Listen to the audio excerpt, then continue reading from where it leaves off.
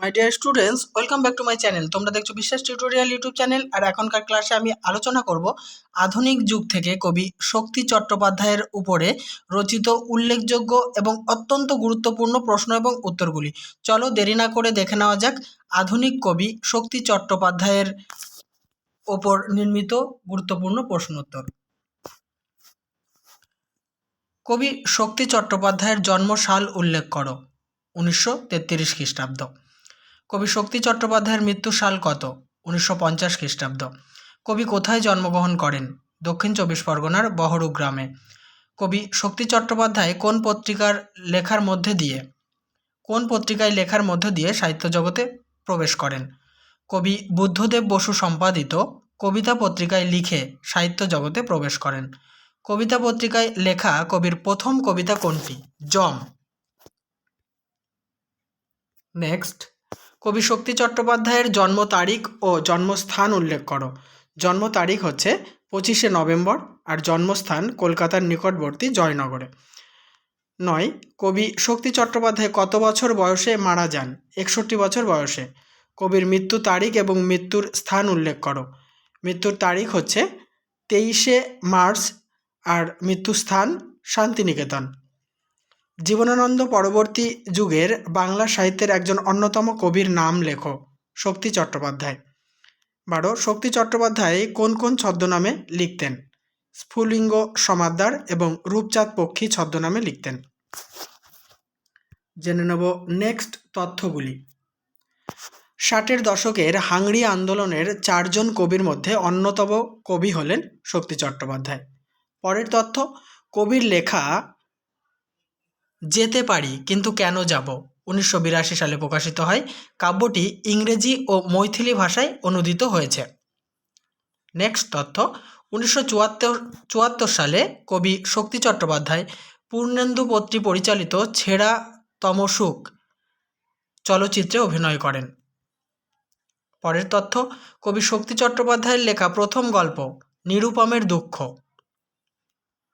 Next, কবির লেখা প্রথম উপন্যাস কুয়োতলা, এটি প্রকাশিত হয় 1961 খ্রিস্টাব্দে। আর প্রথম কাব্যগ্রন্থ হে প্রেম হে নৈশব্দ 1961 খ্রিস্টাব্দে প্রকাশিত হয়েছিল। শক্তি চট্টোপাধ্যায়ের লেখা বিখ্যাত উপন্যাস অবনী বাড়ি আছো 1961 খ্রিস্টাব্দে প্রকাশিত হয়। নেক্সট তথ্য, কবি রূপচাঁদ পক্ষী ছদ্মনামে কলকাতা নিয়ে ফিচার করেছেন। এবারে কবির কাব্যগ্রন্থগুলির তালিকা আমি তোমাদের সামনে পেশ করব। দেখো, হে প্রেম হে নৈশব্দ ফাল্গুন মাসে 1961 খ্রিস্টাব্দে প্রকাশিত হয়। ধর্মেও আছো জিরাফেও আছো 1965 খ্রিস্টাব্দে প্রকাশিত হয়েছিল। 3 তরঙ্গ 1965। অনন্ত নক্ষত্রবিথি তুমি অন্ধকারে 1966। সোনার মাছি খুন করেছি 1967।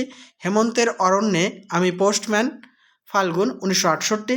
চতুর্দশ পদী কবিতাবলী 1970। নেক্সট, পাড়ের কাঁথা মাটির বাড়ি 1971। প্রভু নষ্ট হয়ে যায় শ্রাবণ 1972। সুখে আছি বৈশাখ 1974। ঈশ্বর থাকেন জলে 1975। জ্বলন্ত রুমাল 1975। অস্ত্রের গৌরবহীন একা 1975। ছিন্ন বিচ্ছিন্ন 1975। পরের কাব্যগ্রন্থগুলি, সুন্দর এখানে একা নয় 1976। আমি ছিঁড়ে ফেলি ছন্দ তন্তুজাল 1976। কবিতার তুলো ওড়ে 1977।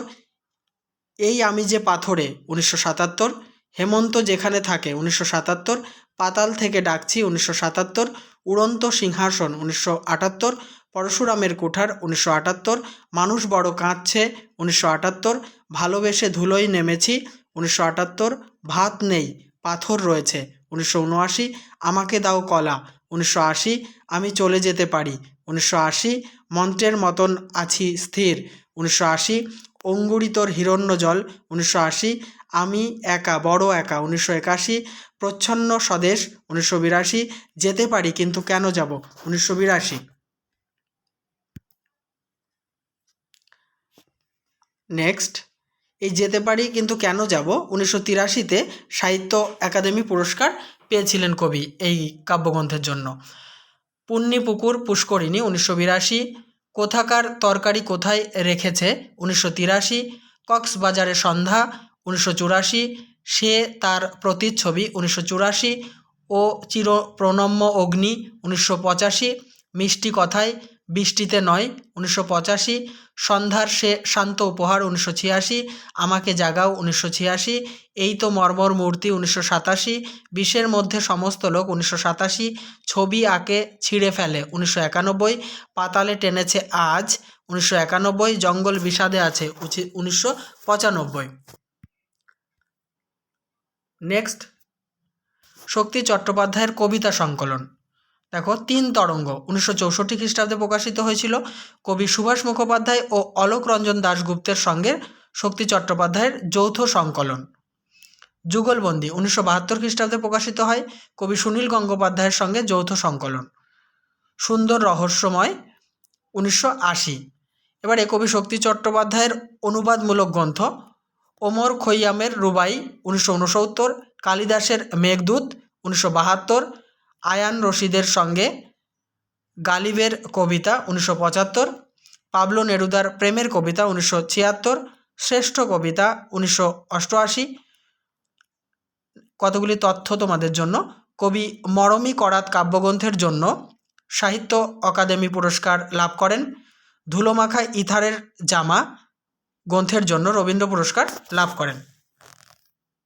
তাহলে বন্ধুরা, এই আলোচনার সঙ্গে সঙ্গে আমি আজকের গুরুত্বপূর্ণ ক্লাসটি সমাপ্ত করলাম। অবশ্যই ভিডিওতে লাইক, কমেন্ট এবং শেয়ার করো। আর চ্যানেলটিতে নতুন হলে সাবস্ক্রাইব করে অল করে দিও। তোমাদের সিলেবাসের দরকারি ভিডিওগুলি দেখার জন্য প্রতিনিয়ত আমার চ্যানেলের প্লেলিস্ট ফলো করো, ওখানে তোমাদের দরকারি ভিডিওগুলি পেয়ে যাবে।